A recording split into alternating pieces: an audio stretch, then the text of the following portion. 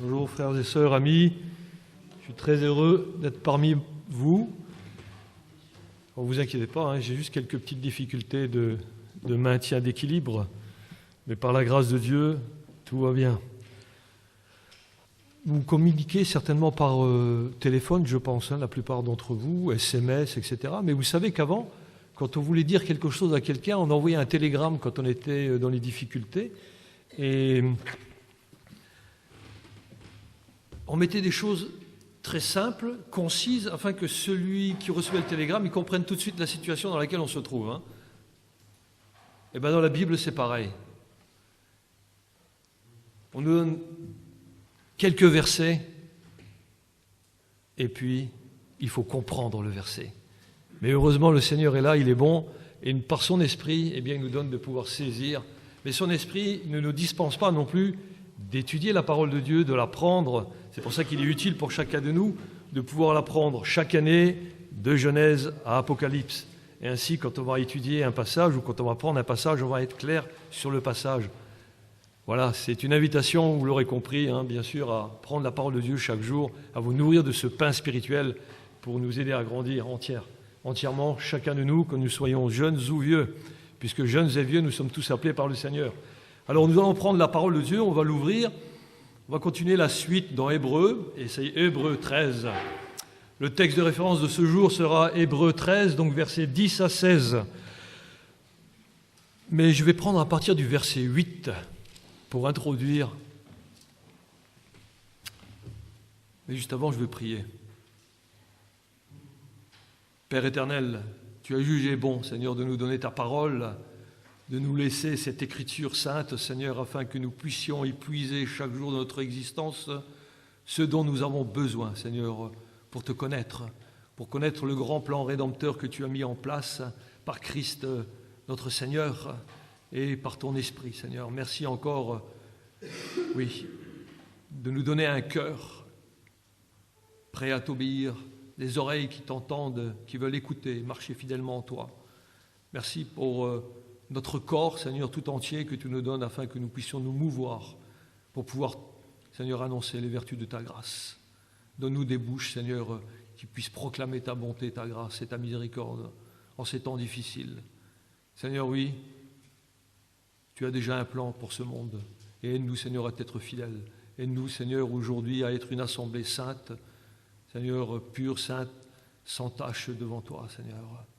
Aide-nous, Seigneur, à être des hommes et des femmes, Seigneur, fervents, pour t'accorder, Seigneur, toute la gloire qui te revienne. Dans ta sainteté, Seigneur, nous voulons te voir un jour. Amen. Donc, Hébreux 13, versets 8 à 16. Jésus-Christ est le même hier, aujourd'hui et éternellement. Amen. Oui, alors ne vous laissez pas entraîner par des doctrines diverses et étrangères, car il est bon que le cœur soit affermi par la grâce et non par des aliments qui n'ont servi à rien à ceux qui s'y sont attachés. Notre texte du jour, nous avons un autel dont ceux qui font le service au tabernacle n'ont pas le droit de manger. Le corps des animaux dont le sang est porté dans le sanctuaire par le souverain sacrificateur pour le péché sont brûlés hors du camp. C'est pour cela que Jésus aussi, afin de sanctifier le peuple par son propre sang, a souffert hors de la porte. Sortons donc pour aller à lui hors du camp en portant son opprobre. Car nous n'avons point ici de cité permanente, mais nous cherchons celle qui est à venir. Alors par lui, offrons sans cesse à Dieu un sacrifice de louange, c'est-à-dire le fruit de lèvres qui confessent son nom. Et n'oubliez pas la bienfaisance et la libéralité, car c'est à de tels sacrifices que Dieu prend plaisir. Amen. Oui, Seigneur, donne-moi la force encore de prêcher ta parole, d'apporter ce message et que les cœurs puissent être affermis, Seigneur, en toi. Amen. Alors, démontrez votre foi. Alors, comment on peut démontrer la foi que l'on a ? En ayant une bonne doctrine, en se nourrissant de Christ. Oui, je sais que c'est un peu particulier. Il faut aussi sortir du camp, nous l'avons entendu. en portant son opprobre. Aïe, ça c'est aussi quelque chose de particulier. Mais en cherchant la cité céleste dans la louange. Ça c'est plus beau, n'est-ce pas? Alors avoir la bonne doctrine. Il y a des personnes qui nous visitent, soyez les bienvenus. Vous avez certainement remarqué ici, il n'y a pas d'autel. Hein. Il n'y a aucun sacrificateur visible, aucun rite de sacrifice, aucun tabernacle, aucun temple avec des dorures quelconques. Mais ce que dit l'auteur de l'Épître aux Hébreux à ses lecteurs, il dit cela parce que ces personnes qui sont issues du judaïsme étaient troublées parce que dans leur assemblée, on ne voyait rien de ce qui était cultuel comme dans le judaïsme. Il n'y a rien à voir avec ce qui fait l'orgueil de l'homme, rien à voir avec ce qui fait l'orgueil du judaïsme. Il n'y a aucun rituel dans la vie des premiers chrétiens. Eux-mêmes étaient d'origine juive, mais étant d'origine juive et ayant vu ce qu'ils avaient vu antérieurement, ils pensaient de fait de ne rien voir, de ne rien voir dans leur assemblée, ils pensaient qu'ils étaient privés des bénédictions de Dieu. Mais c'est tout le contraire. On voit bien que l'homme, il veut rester attaché à ce qui se voit. Or, que dit l'Écriture? 2 Corinthiens 5,7 nous dit quoi? Nous marchons par la foi et non par la vue, parce que nous marchons selon quoi? Selon la parole de Dieu. En faisant quoi? En la mettant en pratique. Et nous sommes pleins de confiance. Oui, frères et sœurs, nous sommes pleins de confiance. Et pour être plein de confiance, il faut faire quoi? Il faut mettre la parole de Dieu en pratique et non mettre en pratique nos propres désirs.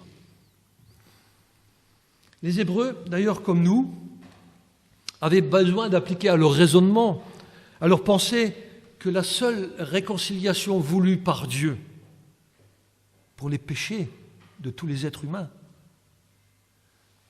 c'est Dieu qui a établi son plan souverain. Oui, dans l'Ancien Testament, ce plan est déjà donné, dès le livre de la Genèse.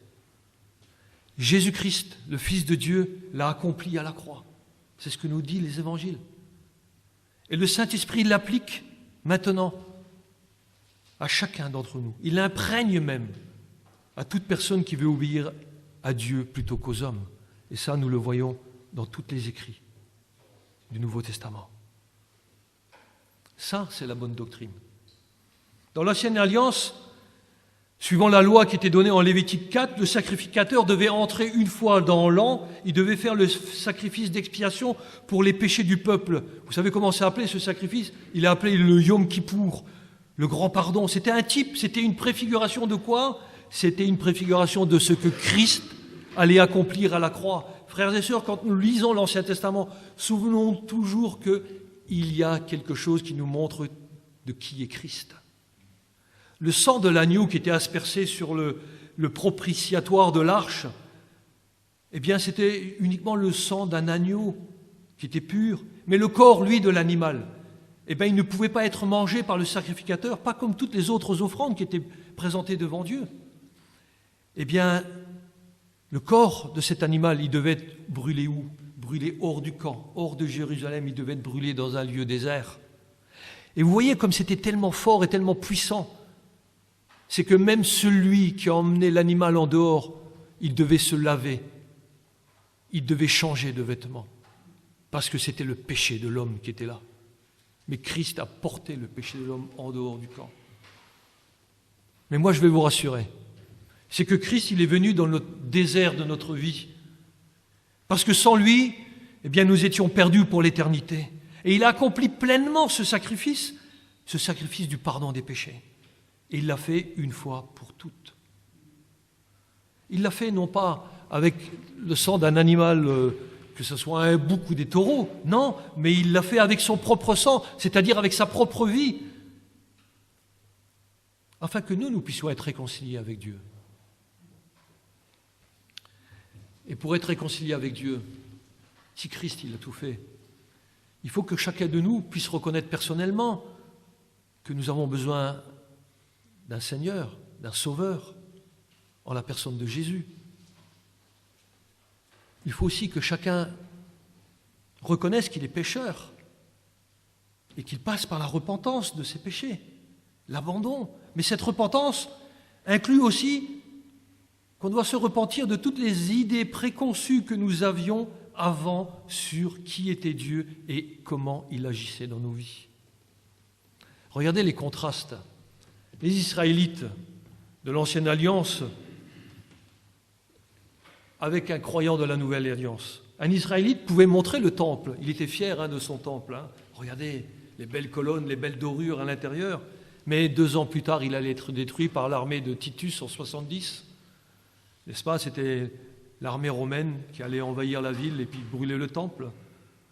Donc, on voit bien que le temple terrestre avait fait son temps. D'ailleurs, Jésus l'avait dit, détruisez ce temple, mais il parlait de son propre corps. Et en 3 jours, je le reconstruirai. Il parlait de son corps à lui. Mais les hommes ne comprennent pas ce qui est spirituel. Ils voient toujours ce qui est charnel. Mais maintenant, il n'y a plus de temple, parce que Christ est là. Maintenant, place non plus à un sacrificateur humain, mais au grand sacrificateur établi sur la maison de Dieu, puisque Christ a réglé le problème du péché une fois pour toutes. Ainsi, c'est lui maintenant le sanctuaire céleste. Et il ne pourra jamais être détruit. Ça, c'est merveilleux. Christ est le même, hier, aujourd'hui et éternellement. Et ce qui est merveilleux, c'est que on n'est pas soumis à des horaires. Nous pouvons nous approcher du Seigneur n'importe quand, à n'importe quelle heure du jour et de la nuit. Il n'y a pas d'horaire pour le Seigneur. Il est là tout le temps. Il est libre, libre accès. Mais voyez-vous, dans l'Ancienne Alliance, personne ne pouvait manger le sacrifice qui était offert pour le jour de l'expiation des péchés. Par contre, aujourd'hui, c'en est tout à fait autrement. Pourquoi? Parce que Jésus a accompli pleinement la loi concernant les sacrifices. Et maintenant, tous ceux qui ont accepté Christ, eh bien, ils ont le droit de manger à ce sacrifice. C'est pourquoi on a besoin de se nourrir de Christ. Je sais, ça peut surprendre de parler comme cela, mais c'est la parole de Dieu qui le dit. Regardez ce que nous dit la parole en Jean 6, 57, si on peut le mettre, merci.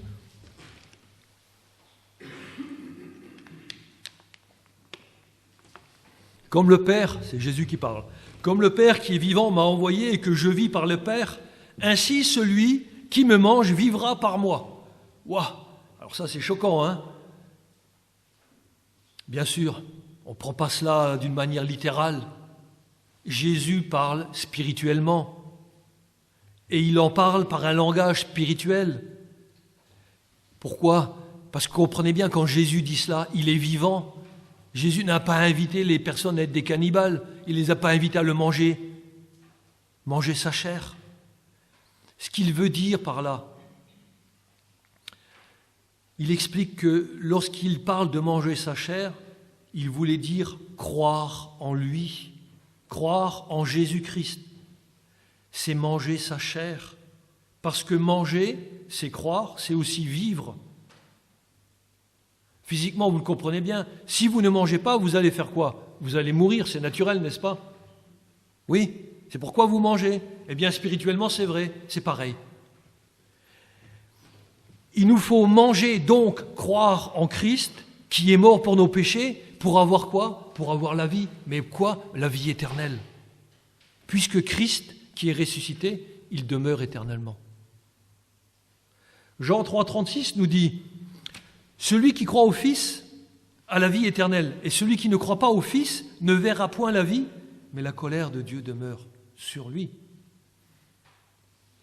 Amis, si vous n'avez pas encore accepté Christ dans votre vie, ne restez pas sous la colère de Dieu. Croyez en Jésus. Il est notre Sauveur, et c'est lui qui est la vraie nourriture qui rassasie. Pas le monde avec ses attraits, parce que le monde avec ses attraits ne peut pas produire en vous la satisfaction que recherche votre âme. Parce que votre corps, il n'est pas fait pour les choses de ce monde, mais votre corps, il est fait pour glorifier Dieu. Alors votre âme sera rassasiée à ce moment-là. Voyez-vous, Jésus a glorifié Dieu en s'offrant librement. Jésus a donné sa vie pour nous racheter. Il a été le sacrificateur et en même temps, il a été le sacrifice. Seul Dieu peut faire cela. Voyez-vous avec quel amour il nous a aimés. Et quel a été le but de cet amour qui l'a amené à souffrir hors de la porte? C'était afin de se racheter un peuple qui lui soit sanctifié. Voilà, parce que personne, aucun être humain, de par sa nature pécheresse, ne peut accéder à Dieu par lui-même. Pourquoi? Romains 3, 23 nous dit « Car tous ont péché et sont privés de la gloire de Dieu. Et ils sont gratuitement justifiés par sa grâce, par le moyen de la rédemption qui est en Jésus-Christ, c'est-à-dire le rachat. Christ a payé pour cela. Vous mettez votre confiance. Voilà, vous êtes réconciliés avec Dieu. Chacun de nous a besoin de mettre sa foi en Christ. C'est ça à croire, mettre sa foi en Jésus. C'est pourquoi Jésus, il a dû venir sur cette terre. Et en venant sur cette terre, il a fait quoi? Il a quitté le temple céleste. Il est sorti de la porte du lieu céleste, de la cité céleste, pour venir à nous, afin de souffrir la mort pour nous racheter pour Dieu son Père. Et pourquoi il a fait cela? Pour que nous devenions pour Dieu un peuple saint, un peuple sanctifié. Voilà la bonne nouvelle. Maintenant, celui qui croit au sacrifice de Christ, qui passe par la repentance, celui-là seul est rendu acceptable devant Dieu. Car Christ a enlevé tout ce qui nous souillait, tout ce qui nous rendait coupables devant Dieu. Il n'y a plus aucune trace de péché. Pas plus qu'un nuage n'en laisse lorsque le vent l'a chassé du ciel. Voyez-vous cette image? Appropriez-vous cela, frères et sœurs, pour être certains qu'en Christ, il n'y a plus aucun péché. Dieu nous voit à travers le sacrifice de Christ. Dieu nous voit comme Christ lui-même. Et maintenant que Christ nous a sanctifiés, Jésus, lui, il nous demande 3 choses. Il nous dit, sortons du camp, cherchons la cité céleste et offrons un sacrifice de louange. Mais il nous demande de sortir de son camp, mais vous avez entendu, en portant son opprobre. Quand on vient au Seigneur, on a souvent tendance à penser que ça y est, tout est fini, on a fini de souffrir, fini les problèmes, fini les combats, et on aspire à être déjà dans le ciel ici-bas, n'est-ce pas? Ouais, mais en fait, c'est là que commencent les combats les plus durs. Et oui, parce que comme Jésus a souffert hors du camp et qu'il nous invite à le suivre, mais si vous avez quelques appréhensions, quelques peurs, quelques inquiétudes, regardez ce que dit l'Écriture en Ésaïe 41, 10. Il dit cela à chacun de nous. Ne crains rien, je suis avec toi. Ne promène pas des regards inquiets. Oui, car je suis ton Dieu. Je te fortifie, je viens à ton secours, je te soutiens par ma droite triomphante.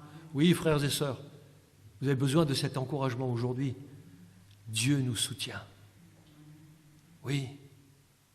Alors, ma question, c'est quand est-ce que vous avez suivi Jésus? C'est quand vous l'avez accepté, n'est-ce pas? Et quand vous l'avez accepté, il vous a emmené où? Hors du camp de ce monde, tout en restant dans ce monde. Alors, comprenez que sortir hors du camp, cela nous amène à souffrir. Et pour la plupart d'entre vous, d'entre nous même, nous l'avons tous vécu. Pourquoi? Parce que nous avons été rejetés de notre milieu ambiant, nous avons été rejetés par la famille, nous avons été rejetés par le travail, nous avons été rejetés par nos amis, et quelquefois même, nous avons été rejetés par une église. C'est triste, mais quand on veut rester fidèle au Seigneur, on aura à souffrir. Alors armez-vous de cela. Pour nous, aujourd'hui, sortir du camp, ça représente abandonner tout système religieux qui rejette Christ, abandonner toute religiosité avec des enseignements trompeurs, abandonner tout enseignement qui voudrait faire croire que le salut s'obtiendrait par les bonnes œuvres ou par rapport à des rites définis ou encore par des ordonnances qui disent par exemple « il suffit que tu sois baptisé pour être sauvé ». Mais ça, c'est trompeur. La leçon, c'est que chaque chrétien doit décider de ne plus se rendre complice des mauvais systèmes et des mauvaises pratiques du monde. Oui, frères et sœurs, et vous qui m'écoutez, parce que nous sommes enregistrés, parce que maintenant, en tant que chrétiens, nous devons nous identifier avec qui? avec le Seigneur Jésus-Christ dans son opprobre.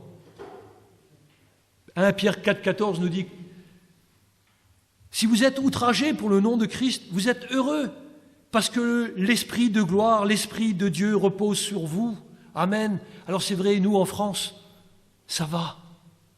Mais ailleurs, nos frères et sœurs en Christ, parce qu'ils sont en Christ, ils subissent l'opprobre. Mais ils sont heureux, la parole le dit, parce que vous êtes outragés pour le nom de Christ.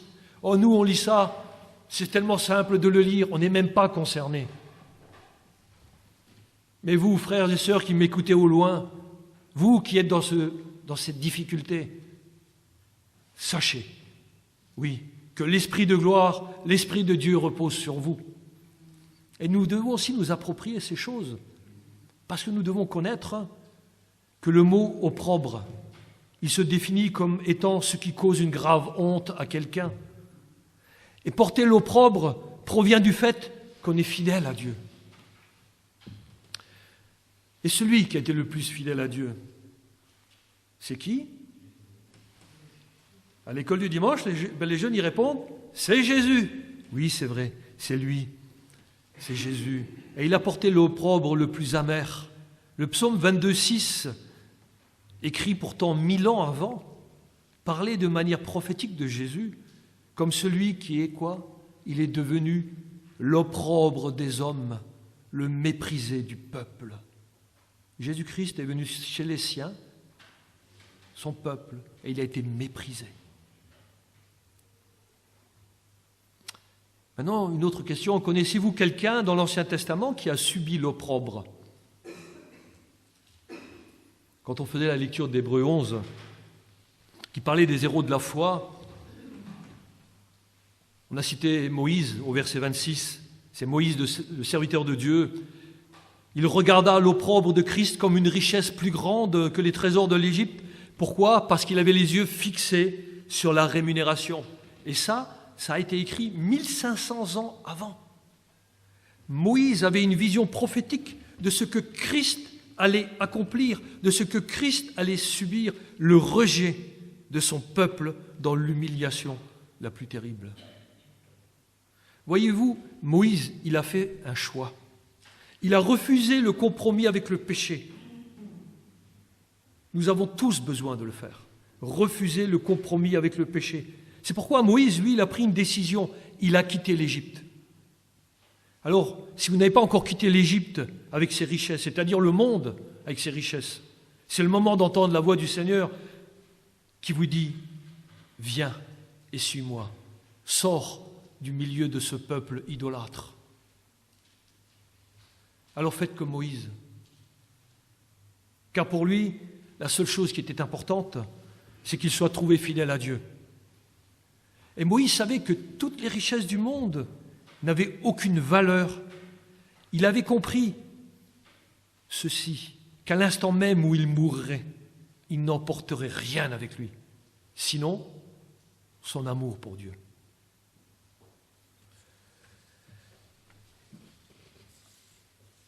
Oui, sinon son amour pour Dieu.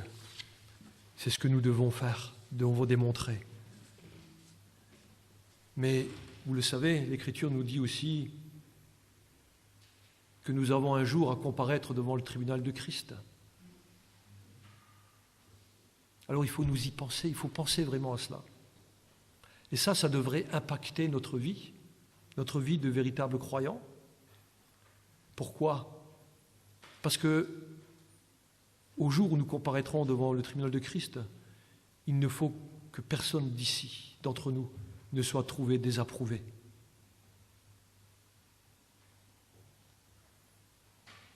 Et maintenant, dans le Nouveau Testament, est-ce que vous connaissez quelqu'un qui a refusé de porter l'opprobre de Christ? Oui, c'est notre ami, c'est Pierre. C'est Pierre, c'est quand il a renié Jésus dans la cour du souverain sacrificateur. Ça nous est relaté en Marc, en Marc 14, 68. Quand il a dit par 3 fois, « Je ne connais pas cet homme » en parlant de Jésus. C'est vrai, quelquefois, on peut avoir peur face aux difficultés. Alors, on ne veut pas avoir comme chef celui qui s'est sacrifié pour nous. Nos actes démontrent parfois que nous ne voulons pas que Christ soit le consommateur de notre foi. Parce que dire la vérité, ça fait peur. Ça met dans une situation embarrassante, inconfortable. Et il arrive que c'est plus facile de vouloir plaire aux hommes plutôt qu'à Dieu. Aujourd'hui, dans pareille situation, nous ne devons jamais oublier que le Saint-Esprit en nous n'ira jamais contre notre volonté.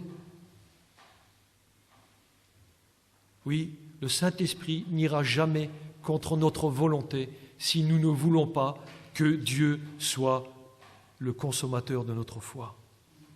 Par contre, si on laisse Jésus diriger notre vie, alors on va le suivre hors du camp, hors des choses de ce monde, en portant son opprobre. Et l'opprobre de Christ, c'est quoi? C'est la honte. Et qu'a-t-on fait à Jésus? On s'est moqué de lui. On l'a outragé, on l'a humilié, on l'a battu, on l'a crucifié. On l'a fait souffrir d'une manière cruelle. On l'a exposé, pendu au bois de la croix, afin que tout le monde le voie. C'est cela l'opprobre. Méprisé et rejeté. Voilà ce que Jésus a dû subir pour sauver le monde. Voilà ce que Jésus a dû subir pour me sauver moi, pour vous sauver vous, pour vous sauver toi. Et Jésus a dit, si quelqu'un veut me suivre, qu'il porte sa croix et qu'il me suive. C'est ça, porter l'opprobre de Christ. Montrer que l'on est mort à soi-même pour vivre maintenant pour Christ en le servant, lui. Mais si vous n'êtes pas prêt à souffrir pour Christ, alors vous ne pourrez pas lui être utile, malgré toutes les belles phrases que vous pouvez donner. Non. Mais dans le cas contraire, soyez certains que vous aurez une délivrance dans les difficultés, mais aussi une récompense à la mesure de votre engagement pour servir le Seigneur. Puisque Christ, il est lui-même le consommateur et le rémunérateur de notre foi.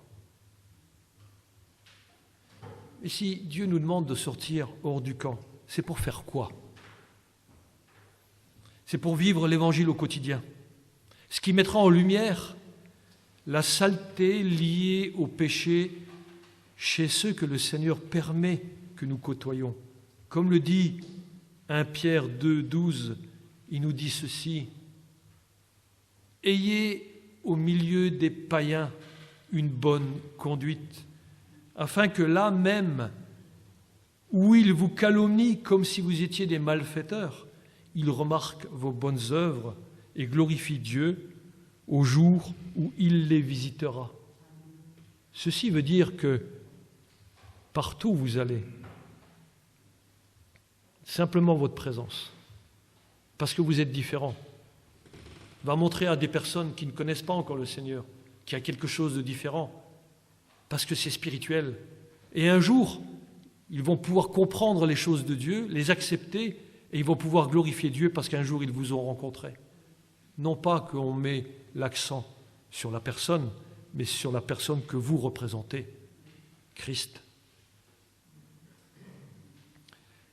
Et les Hébreux, eux, ils l'ont fait. En tout cas, les responsables de l'assemblée où les Hébreux se réunissaient, ils ont fait ces choses. Ils sont allés annoncer l'Évangile et ils l'ont fait au péril de leur vie. C'est pourquoi que certains d'entre eux étaient en prison. Et l'Épître aux Hébreux, dans le chapitre 13, au verset 3, il nous dit d'aller visiter ces prisonniers afin de les soutenir. J'ai une question.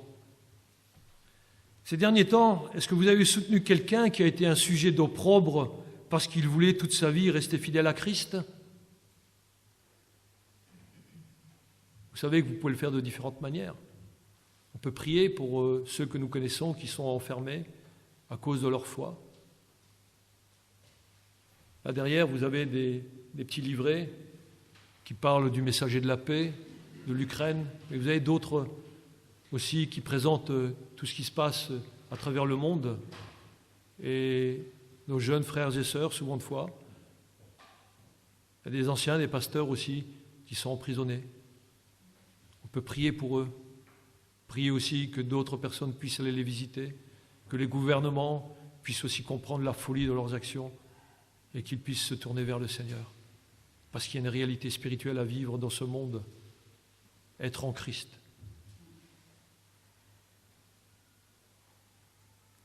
Ainsi, aller hors du camp, voyez-vous, c'est montrer notre nouvelle vie en Jésus-Christ. C'est être prêt à payer le prix pour suivre Christ. C'est s'identifier avec Christ qui a été rejeté par le monde. Frères et sœurs, l'Esprit de Dieu dans la parole nous indique que nous devons nous mettre du côté de celui qui a été crucifié pour le monde. Il n'y a pas de place pour le compromis. Et quand nous nous identifions avec Christ, nous déclarons que nous n'avons pas de demeure ici-bas, mais nous cherchons la cité qui est à venir. Puisque sur cette terre, nous y sommes que comme des étrangers et des voyageurs. Et si notre texte du jour nous demande de chercher la cité qui est à venir, c'est un appel à ne pas rester inerte, parce que sinon, on ne cherche pas. Le texte nous dit bien, nous n'avons point de cité permanente ici-bas, mais nous cherchons celle qui est à venir. Chercher, ça demande une action, n'est-ce pas? Eh oui, alors que fait un croyant en Christ? C'est quelqu'un qui cherche. Mais il cherche quoi? Il cherche à faire entrer d'autres personnes dans le royaume de Dieu.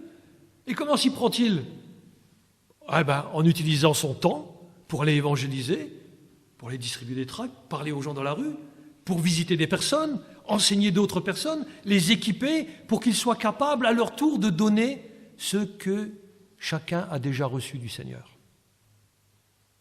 Et ça, ce travail va démontrer que nous sommes continuellement à chercher, à vouloir à entrer dans la cité céleste, là où le Seigneur nous a préparé une place. Ailleurs dans l'Écriture, il est dit, c'est Philippiens 2,12 qu'il est dit, « Travaillez à votre salut ». C'est la même chose.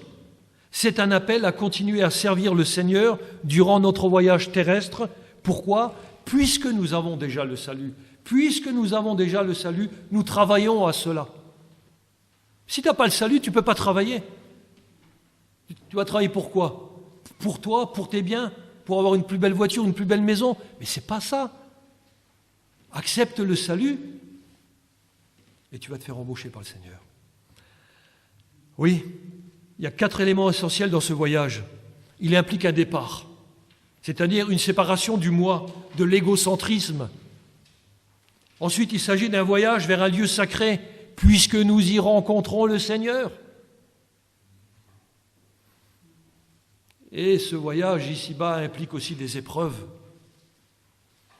Et 4, ce voyage terrestre est fait dans un but d'adoration à Dieu. Tout votre voyage ici-bas, ça doit être uniquement l'adoration à Dieu. Ainsi, par Christ, offrons sans cesse à Dieu un sacrifice de louange, c'est-à-dire le fruit de lèvres qui confesse son nom. Mais où allons-nous faire cela? Merci Seigneur, tu nous as donné une assemblée où nous pouvons nous réunir, être contents, être à l'abri du froid, de la pluie, des intempéries. Merci Seigneur. Bien sûr, là nous venons, 1 fois par semaine, 2 fois par semaine, peut-être 3 fois. Mais là où le Seigneur nous appelle, c'est principalement dans notre entourage à porter ce témoignage. Parce que nous avons besoin de partager cette merveilleuse aventure que nous avons vécue avec Jésus. C'est ça le témoignage. Et ce sont de telles louanges qui glorifient Dieu. Et ça se voit dans notre manière de vivre. Notre chemin est vraiment un chemin d'épreuve et nous avons besoin de nous armer de cela. Mais au-delà des difficultés, notre bouche, elle est capable de déclarer qu'il y a une délivrance pour le péché. Oui, ce monde, il a besoin d'entendre ces choses-là. Il a besoin d'entendre que le message de salut est toujours le même. Christ ne change pas. Il est le même hier, aujourd'hui et éternellement. Juste cette petite phrase, ce petit verset, cela devrait nous mettre à genoux.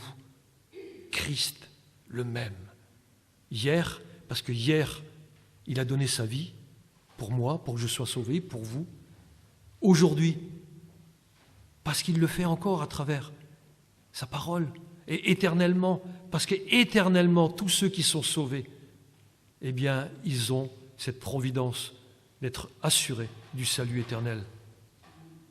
Oui. Et c'est dans cette proclamation que Jésus veut que nous portions du fruit, parce que lui, il veut nous embaucher. Lui, il nous embauche à son service, quel que soit notre âge, ou notre situation personnelle, ou peut-être votre handicap. Il nous choisit. Regardez, Jean 15, 16. Qu'est-ce que Jésus dit ? Ce n'est pas vous qui m'avez choisi, mais moi, je vous ai choisi. Vous êtes ici, sachez que vous êtes choisis par Dieu. Et je vous ai établi afin que quoi ? Afin que vous alliez. Vous voyez, on ne reste pas inerte. Afin que vous alliez et que vous portiez du fruit. Et que votre fruit demeure. Afin que ce que vous demanderez au Père en mon nom, il vous le donne. Si vous accordez le fruit qui doit demeurer et ce que vous demandez, c'est quoi ? C'est un salut éternel pour tous ceux que vous côtoyez. C'est ça que vous devez demander au Seigneur. Et sachez-le, il répondra à nos demandes. Parce que c'est ce qu'il veut. Il veut afin que quiconque croit en Christ ne périsse point, mais qu'il ait la vie éternelle.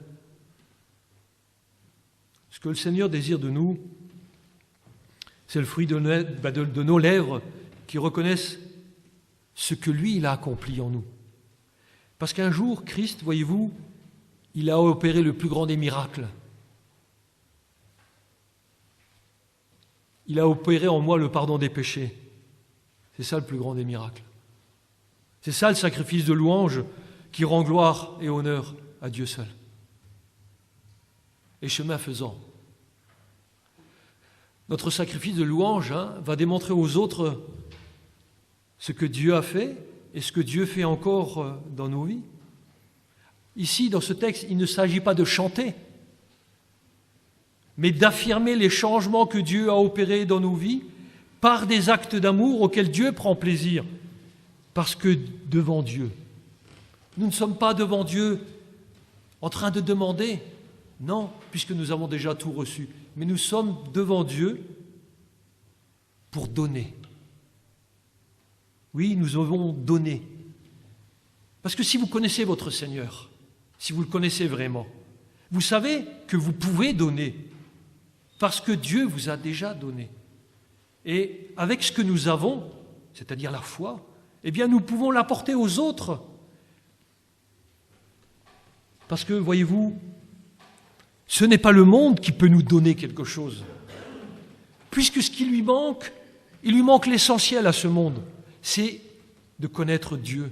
Tandis que nous pouvons donner de nos richesses de connaissance en Dieu, et Dieu va multiplier ces mêmes richesses en nous, afin que nous puissions encore les apporter davantage à ceux qui nous entourent.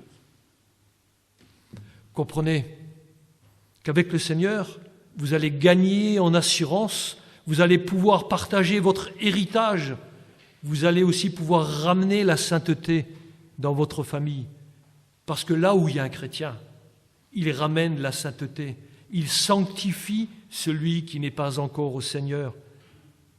Et ça se fait aussi bien au travail que dans nos différentes relations que nous pouvons avoir avec les autres personnes dans le monde. Frères et sœurs, nous avons ce privilège d'user de bienfaisance, c'est-à-dire de faire ce qui est bien, quelle que soit la situation qui se présente devant nous. Alors, usons de ce privilège. Oui, usons de ce privilège. Cherchons à plaire à Dieu. La bienfaisance, c'est aussi partager nos repas. La bienfaisance, c'est aussi transporter quelqu'un pour qu'il puisse aller à l'église. La bienfaisance, c'est aussi tout simplement être un bon voisin. Simplement ça. Peut-être qu'un jour, le voisin qui est tellement récalcitrant, un jour, par la grâce de Dieu, il va accepter Christ dans sa vie. Il va dire « Waouh !»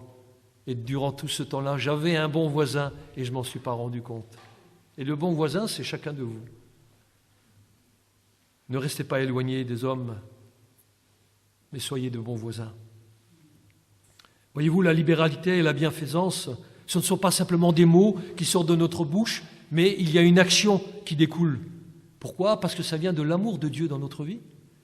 Ainsi, s'il y a le fruit de lèvres, il y a aussi les actes qui démontrent une vie transformée. Ainsi donc, la libéralité démontre que nous ne sommes plus attachés à ce monde, ni même à ses richesses. La libéralité, c'est donner de notre temps dans la prière pour aider ceux qui sont dans la souffrance à cause du nom de Jésus. Et nous pouvons aussi donner de nos moyens pour aider un frère, une sœur. Et c'est à de tels actes, c'est de tels sacrifices justement que Dieu prend plaisir. Parce qu'ils ne sont font, parce que ces sacrifices-là que nous faisons, ils ne se font plus par la chair, mais par l'Esprit de Dieu en nous. Et c'est le Saint-Esprit en nous qui nous rend capables d'agir comme Christ a agi.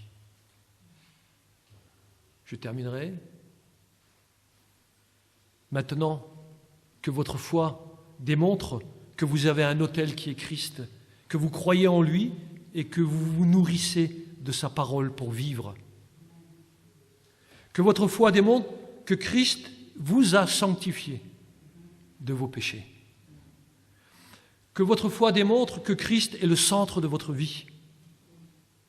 Que votre foi démontre que votre bouche est en accord avec votre cœur en offrant un sacrifice de louange dans la reconnaissance à Dieu. Que votre foi démontre la bienfaisance et la libéralité, parce que c'est à de tels sacrifices, dans la foi, que Dieu prend plaisir. Alors, à Dieu seul soit la gloire par Jésus-Christ. Amen. Frères et sœurs, c'est une invitation pour chacun de nous à toujours nous recentrer sur la parole, à regarder à Christ, à vraiment nous nourrir de lui. Et quand on se nourrit de lui, on vit par lui. Et il n'y a plus de compromis avec les choses de ce monde. Parce que l'Esprit de Dieu, en chacun de nous, eh bien, il nous fortifie, il nous aide, il nous fait aller de l'avant. Il veut que nous soyons un peuple fidèle, un peuple saint, consacré pour le Seigneur.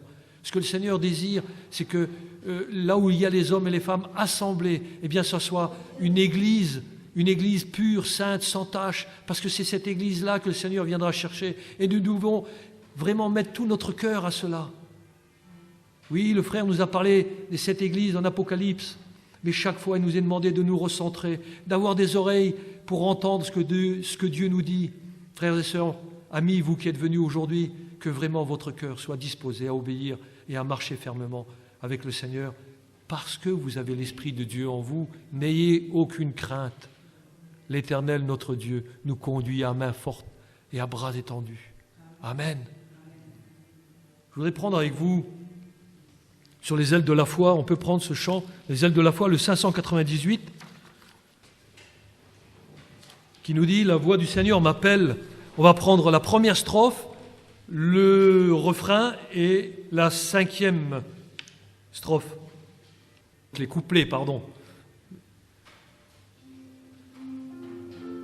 On va faire attention aux paroles qui sont données et vraiment mettre notre cœur dedans. Amen. La voix du Seigneur m'appelle, prends ta croix et viens, suis-moi. Je réponds, Sauveur fidèle, me voici, je suis à toi. Jusqu'au bout, je veux te suivre dans les bons, les mauvais jours. À toi pour mourir et vivre, à toi Jésus pour toujours. Jésus donne grâce et gloire pour le suivre pas à pas. Avec lui, joie et victoire, paix et bonheur ici-bas. Jusqu'au bout, je veux te suivre dans les bons, les mauvais jours. À toi,